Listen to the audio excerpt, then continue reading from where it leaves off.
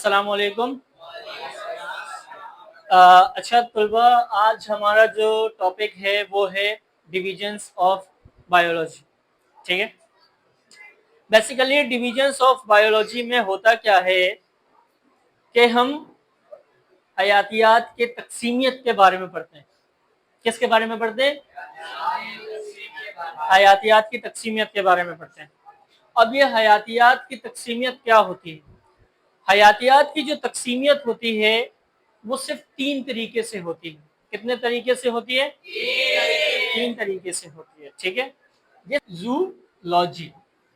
ठीक है, हमेशा याद रखें स्टूडेंट्स, बायोलॉजी के जितने भी लफ्ज होते हैं वो 2 तरह के अल्फाजों से मिलके बनते हैं।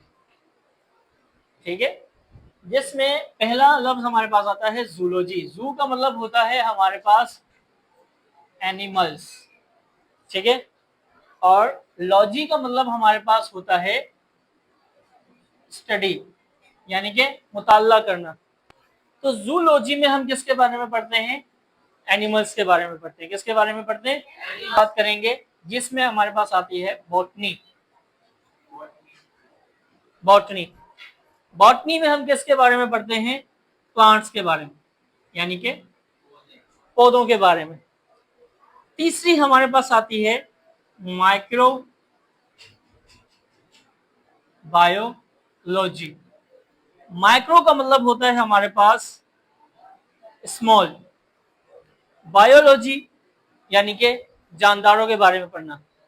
माइक्रो बायोलॉजी में हम किसके बारे में पढ़ते हैं? माइक्रो ऑर्गेनिजम्स के बारे में। ऑर्गेनिजम्स क्या होते हैं? माइक्रो ऑर्गेनिजम्स का मतलब होता है छोटे जानदार, या आप ये भी कह सकते हैं कि microorganisms are those organisms which we can not see by the normal human naked eye. कि माइक्रो ऑर्गेनिजम्स ऐसे छोटे जानदार होते हैं जिन्हें हम अपनी आम इंसानी आंख से नहीं देख सकते। अच्छा, वो छोटे जानदार कौन से होते हैं?